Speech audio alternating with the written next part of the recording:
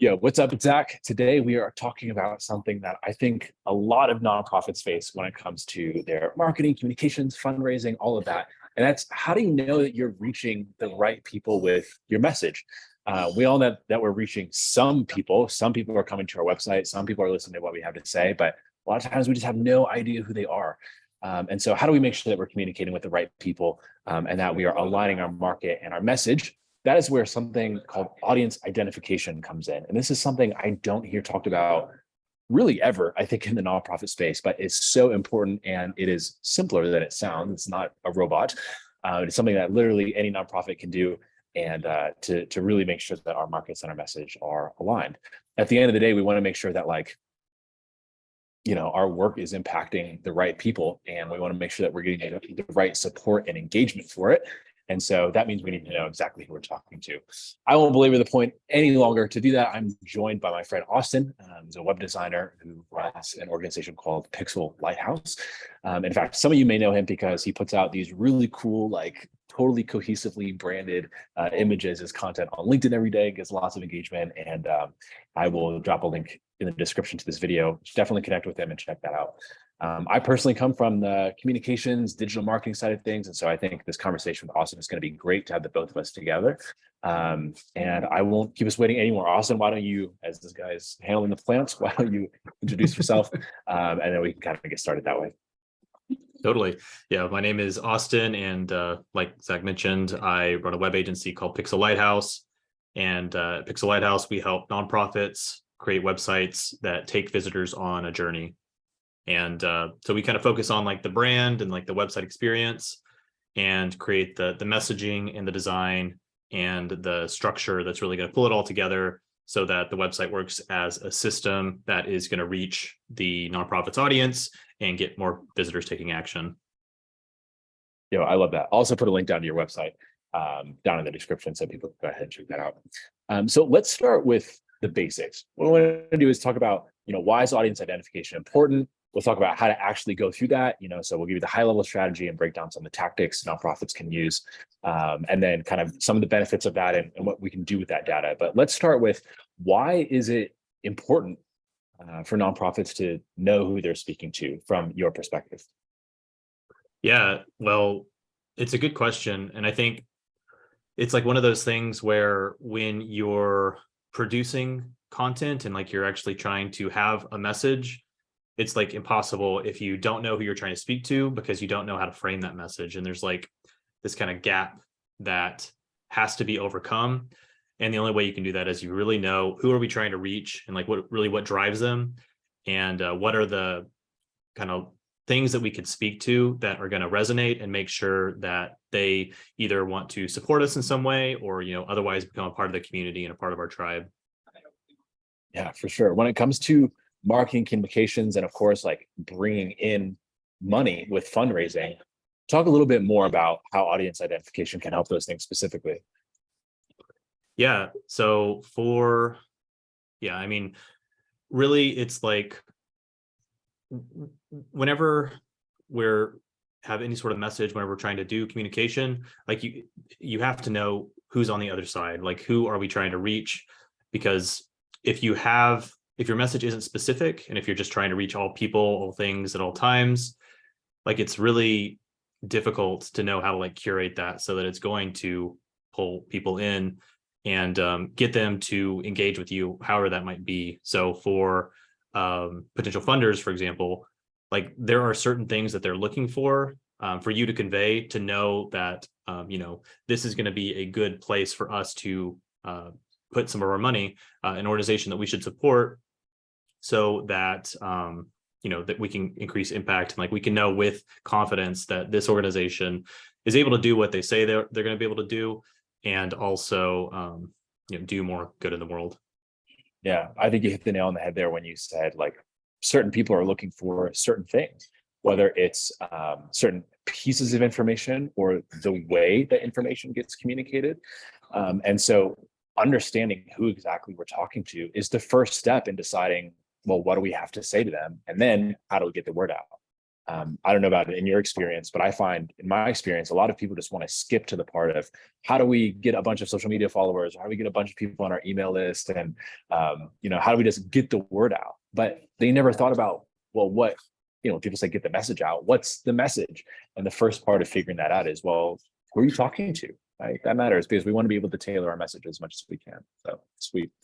In a high level, kind of strategic overview, what are a couple steps or a framework involved in audience identification? Yeah, I think, like, generally speaking, it's really valuable to just have like your program operation, so that it's sort of like, if you're just getting started, there's a little bit of difficulty because you maybe don't know, have as many conversations with like the supporters and like the people that you're trying to reach as you otherwise would have. But it starts with like having those conversations with people and knowing like who is actually interested in the type of stuff that we're doing, like, the mission that we're trying to accomplish. And then, once you've kind of like done those first forays, you've had those conversations and you have maybe a website, you have a social media presence, you have these things where you're producing content and it's like reaching people or not reaching people. It's also where you can start to see like what piece of those content starts to resonate and like what is attracting interest, and also where these different people congregate, whether that's maybe Facebook is a really good area for you to find people that are interested in what you do, but maybe Twitter doesn't work so well. And so you start to get those insights about where you can find these people and start to tailor some of your effort in that direction. Let's say I'm like an ED or a comms director or director of development. And I'm thinking, okay, Austin, I want to find what messages are resonating. Which of my emails are getting opened? Which of my blog posts or videos, whatever, are resonating? Where are my people hanging out? Where can I go to find all of that stuff out? Yeah, it's going to depend on the platform, but there's usually like a good amount of analytics, just like in any sort of area where somebody might interact with you online. So if it's on your website, you can install some software that lets you see like how are people engaging with us there. Or if it's, Twitter has its own analytics, Facebook has its own analytics, YouTube has its own analytics. And I think those are really good starting places for just seeing like, what is showing that interest, like what are people interested in, what's working, and also some of the things that aren't working that can also inform, like what you're going to do moving forward. Sweet. Do you have any specific recommendations for software you see people using or tools you see people being effective with? Totally. Yeah. So Google Analytics, I think, is like the standard. So something like 70 or 80% of all websites have it, and it's free and it's really information dense. And so what it does is it tells you where are our visitors coming from? Are they coming from social media? Are they coming from our partner websites? Are they coming from search engines? Are they typing our website directly into the address bar? And then it also tells you how people interact with the website. So are they coming to our website and then just to our homepage and then leaving? Are they clicking through to several pages? Is there a blog post that we wrote that people are spending a lot of time reading? And maybe that can be indicative of something. But that's a really good tool to start to inform like how are people engaging with us online. Sweet. I think I'll put out a PSA for anyone watching, listening, for both Austin and I, which is that just go and check your analytics. It's not as scary as it sounds. Just go there.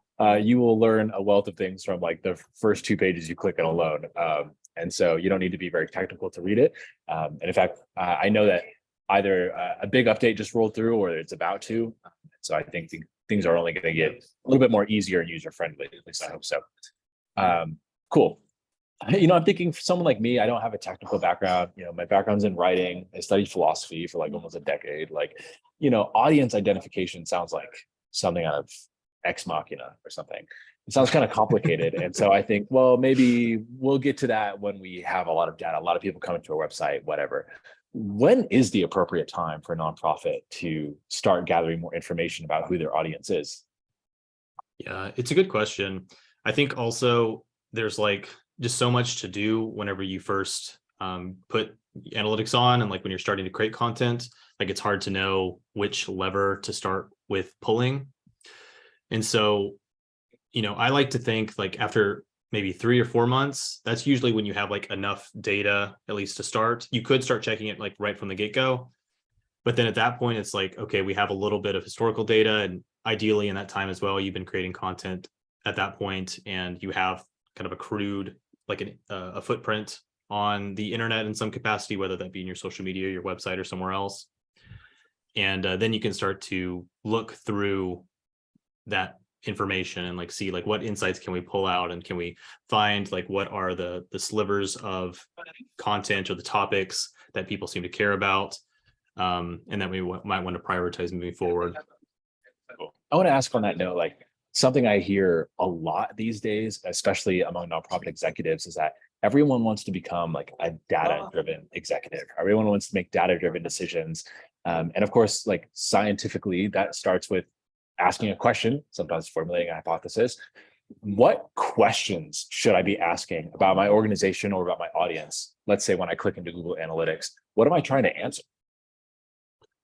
Yeah, the questions I like to ask myself. So like one thing is like, what are the concerns that our audience has? So, like what's really driving them?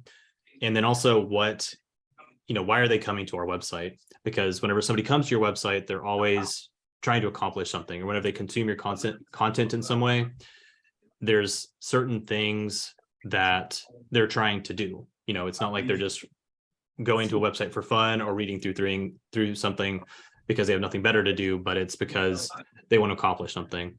So like what is kind of the intersection between our mission, the content that we can create, and then like what they're trying to accomplish whenever they come to the website, like create bigger impact or right the wrong in the world. And then also like what kind of resources we can create that's going to speak to that. Yeah, sweet. I know we talked a little bit about, you mentioned Google Analytics and some other tools for doing this online, but, obviously so many nonprofit EDs and fundraiser, we're out in the field, right? We're at people's houses or at conferences and things like that. A lot of this stuff, still, even though we live in a very digital era, a lot of this stuff is still in person, human to human, kind of offline.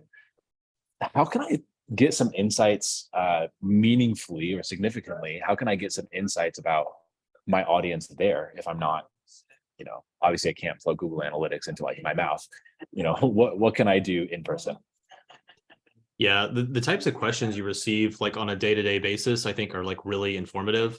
And that's like one of the things that we always explore with our clients is number one, like what is the top question or questions that you're receiving? And I think that's always indicative of a misconception. And that's something that we could speak to. And like people care, so they're asking you. So like, how can we create something that's going to inform them? And then I think also something that's important is just to think about what are the questions you think or you wish they would ask. So like, what are they not asking, but they should ask? That can also start to inform some of the decisions you make. And also I had something else, but I lost it. Yo, no worries. I want to check in here anyway. You said questions that maybe my audience should be asking. I wish they were asking. I don't hear it. Can you give me an example of something like that?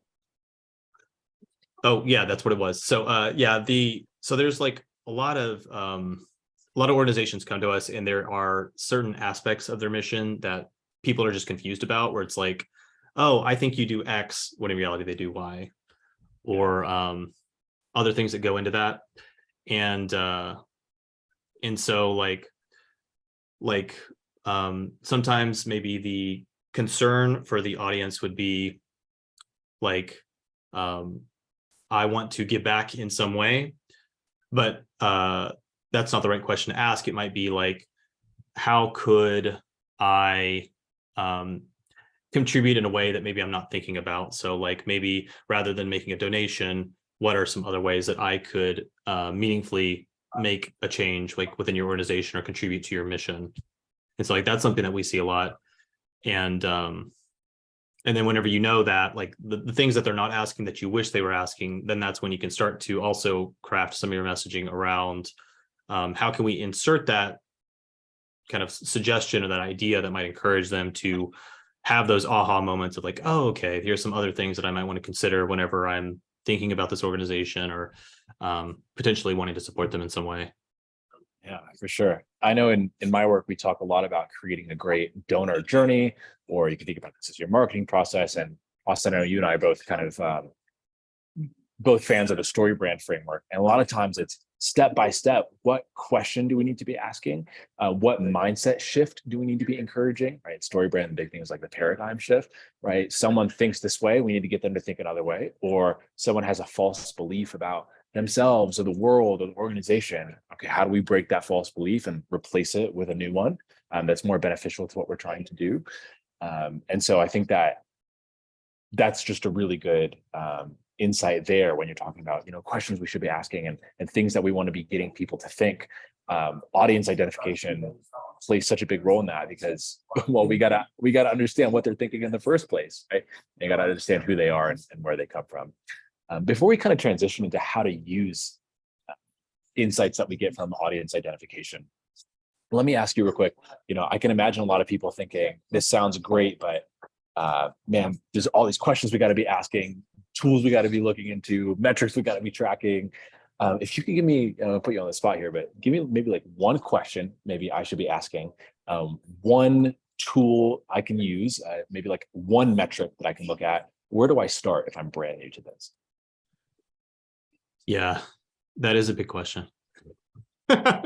Yeah, what one question I think that's really important, and it's one of the first things that we look at whenever we're diving into analytics for the first time, is like what is resonating already. So like we have some stuff on our website, we have some stuff on our social media, and like what is the most like what's rising to the top? What are things that people are engaging with in some capacity? What are they spending more time reading? What are they liking? What are they sharing? And those and when you know that, then I think everything else gets a lot easier and at least gives you a direction for what are the things that we could pursue moving forward.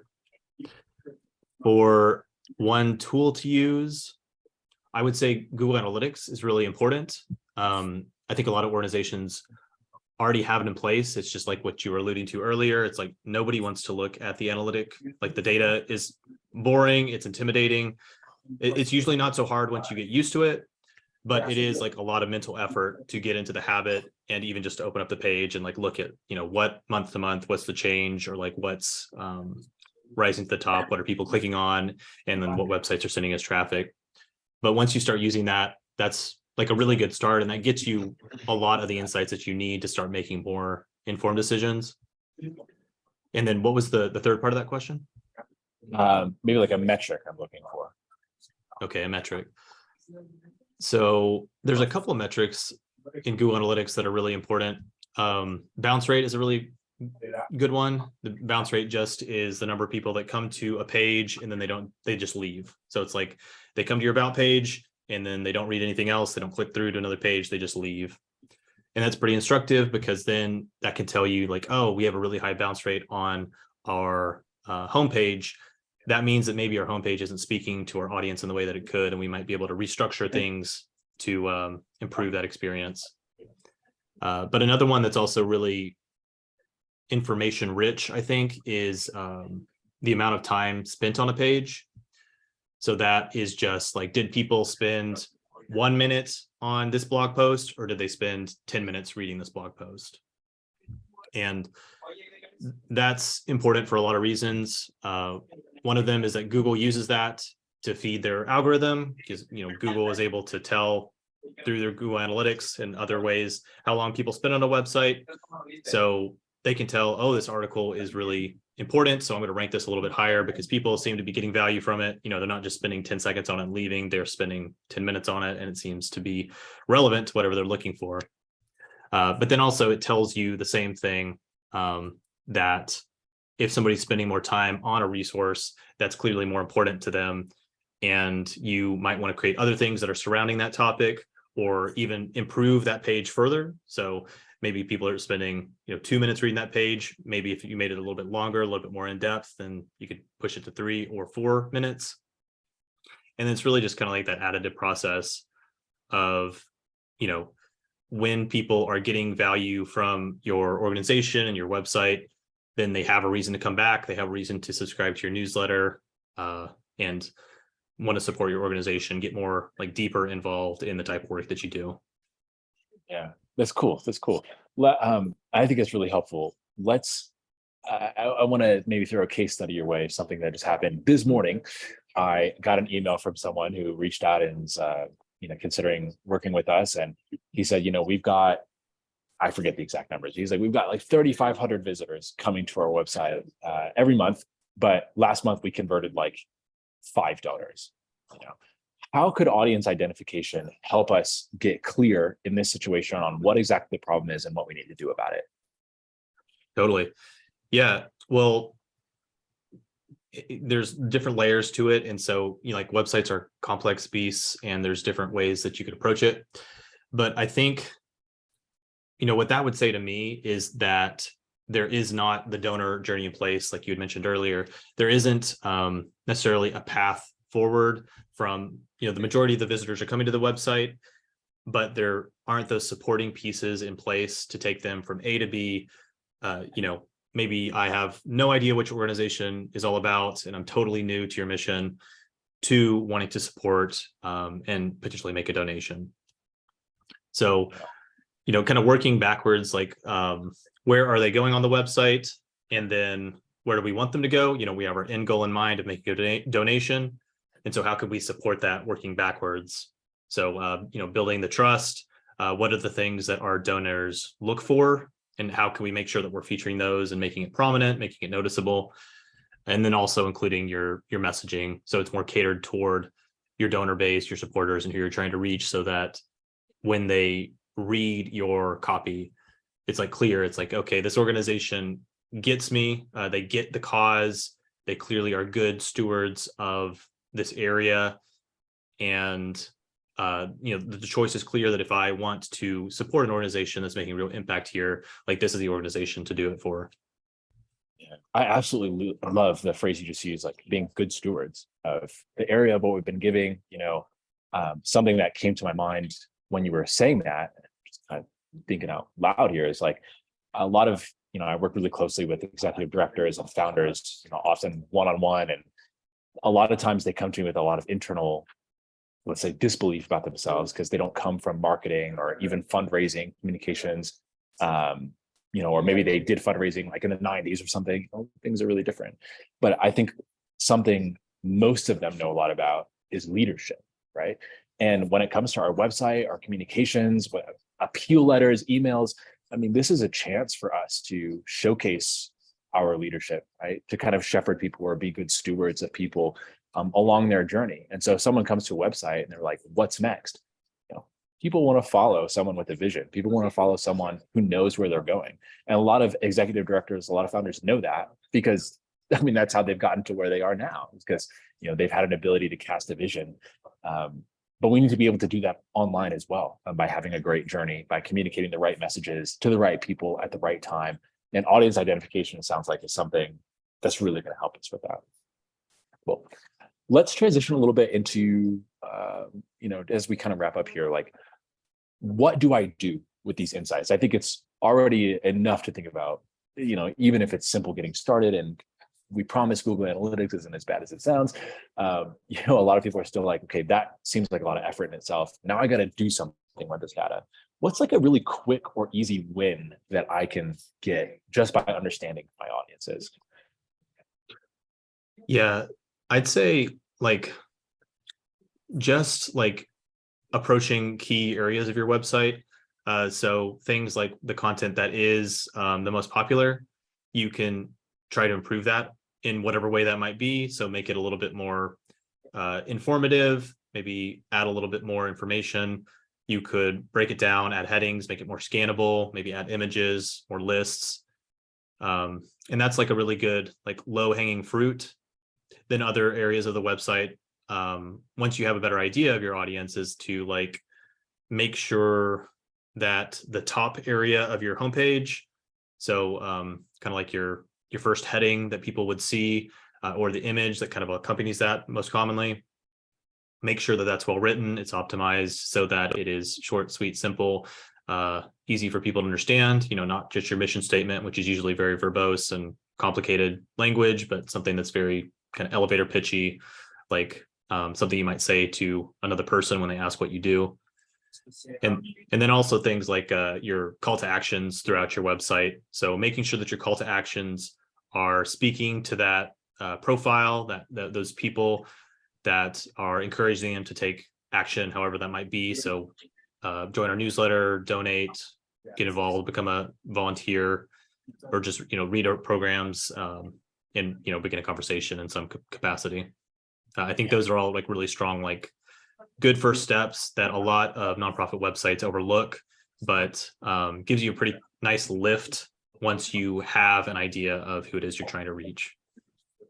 Yeah, for sure. I want to put this out here in case it needs to be said based on something you said, which is like, you talked about maybe just optimizing things you already have. And like when you say low hanging fruit, it's something I see. I mean, sometimes I want to like bang my head against the wall. I see my nonprofit clients use all the time where they're like, man, we've got to create all this new stuff or we don't know what's going to hit.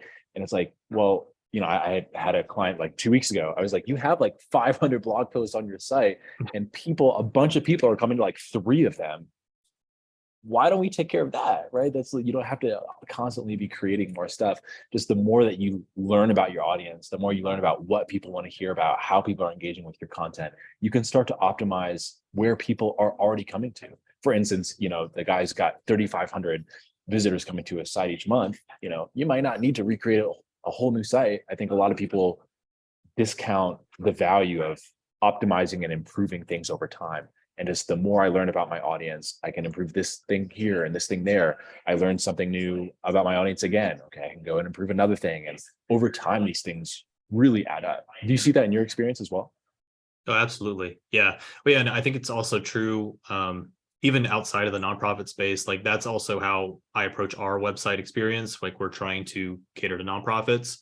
And it really is like this idea of like you're stacking the bricks where you might have some content there, but it's not optimized. So then you're going to optimize a couple of articles and maybe it's just like 1 or 2, but then later you might optimize more and then you'll learn some more about your audience and like the things that are going to resonate with them. And so how can we like make a small tweak here that might not be, like it's not going to fix everything, but it's just like a 1% improvement that will take 1% more of that 3,500 people that are coming to our website every month and help them go to the next step. And it's like getting enough steps in for turning people into like supporters for the cause. So it's like a little bit can really go a long way in terms of just encouraging them with that journey as they, interact with us online. Yeah, totally. Cool. I want to just take a second and zoom out because I think we covered some good tactics and, improve this blog post here or whatnot. Let's say that I'm planning a campaign. I've got a client right now who's in the middle of a capital campaign, or let's say Giving Tuesday is a little bit far away at time of recording, but let's say Giving Tuesday is coming up. I'm planning out my campaign. How can I use audience identification and insights about my audience to craft a better campaign? Yeah. Well, so, I mean, a lot of it comes down to your messaging, I think, and that's like a really big part of it. The messaging is like the backbone of your website is how I like to think of it. So making sure that you have those touches in, and then also from start to finish, like what that campaign is going to look like, and that it's going to speak to your different audiences. And so if you have a newsletter sequence in there, or like a series of newsletter, make sure that they're like additive so that they kind of build on each other. They're filling in the blanks for what people need to know, taking them from that journey of like you're maybe haven't donated yet, but then we have this effort, this campaign, and so that they will decide to make the decision to want to support us. And then also looking at like we talked about earlier, looking at your data and how often you need to look at your data, but then you can start to observe like which of these pieces are working and how we can improve that make it a little bit better for next time. Yeah, sweet. I think you and I were talking about this on one of your LinkedIn posts, maybe a week or two ago, which is like, what do people need to know at each step? And I guess we kind of touched on that a little bit earlier as well. But I think that's one thing, like when I'm guiding people through the story brand framework on their website or in their emails, it's like, okay, first I need to know, who are you? What problem do you solve? How do you make the world better? You got to hook me there. Once I know that, what's the next thing I need to know? Well, why does this matter, right? What's at stake? That's how the story brand framework puts it. Okay, if once I donate to you, what happens to that money? Or if you're a business or selling a product, whatever, what benefits am I going to get from engaging? Well, how does it work? What's the plan? What do I need to do to get it? Right. And so it's like, after each piece of information, it opens up another question. Or if I'm, a lot of times we do like false belief campaigns. After each false belief I'm breaking down, well, what's the next belief that I have? Or what's the next question that I have that I need to answer? And so I love what you said about just it being additive, and thinking, what do I need to know at each step? Meet people where they are. And of course, that starts with understanding who they are, what they're thinking. I want to ask you one last question here, and then we'll wrap up and talk about where people can find you and all that good stuff. So let's say I'm a really, really astute listener of Zach and Austin right now, and I'm thinking, great, I'm checking out my analytics. I know what questions to be asking. I know what metrics, I'm just invested in getting started, even if it's not perfect right now. I've optimized something around, a blog post, my website, whatever. How do I know that what I did is actually going to give me a positive return? How do I know that I'm having success based on the insights that I'm getting about my audience? And how do I continuously improve that process of learning about my audience and then using that to generate a positive ROI? Yeah. I think it comes down to like that continual listening process. So making sure, because that is kind of what it is it's always a little bit of a leap. It's like an educated guess, because you never know, with 100% certainty that something is going to be the end all be all, like that is going to be something that helps. But it's like making those small tweaks and then observing what happens, or hearing, feedback from people. So it could be like how they actually interact with the website through your analytics. It could also be replies to your emails. So like different campaigns and things that you're sending out. But or even talking to people face to face and just see like, hey, how did this thing, you maybe got that sequence, or maybe you recently came to our website, you recently made a donation. Like, how was that experience? What was it like? And then whenever you have those conversations, or you start to look at that data, then that's whenever you start to know, like, okay, we are heading in the right direction. So maybe this is something that we should do even more. So maybe more of that content, more of these kinds of changes on our articles, more of these kinds of emails, and then continue to refine on that. And that also, it's sort of like this like snowball effect, where when you're first getting started, it's like a small snowball, but then as you accrue more learnings and more understanding, and you create more content, and you look at your analytics more, and you have more conversations, it's like, okay, now we're developing this large snowball of, these are the people that we're trying to reach, and these are the things that really speak to them. Great. I love that. I feel like you just dropped a ton of value. I feel like this has been a really productive conversation, but I always want to ask, is there anything that you want to share, or do you feel like there's anything else people need to know when it comes to audience identification, understanding who they're speaking to, anything like that? Yeah, I'd say a lot of it is just like getting started. I think like the habit of publishing things is like really undervalued, but like publishing things in social media and just starting small. You don't have to do anything big, or like having a blog, like just creating a little bit of content every month. It doesn't have to be a big effort, but having a small footprint can lead to a big footprint later. And then, the more you do, and the more you have kind of a backlog of work to look back on, that's really valuable for gaining these insights, and knowing that, like, okay, this is the kind of stuff that works, this is the kind of stuff that doesn't work. And now, we're not in the dark anymore. It's like we have a good starting place for understanding. Awesome. I love that, man. Thanks for sharing.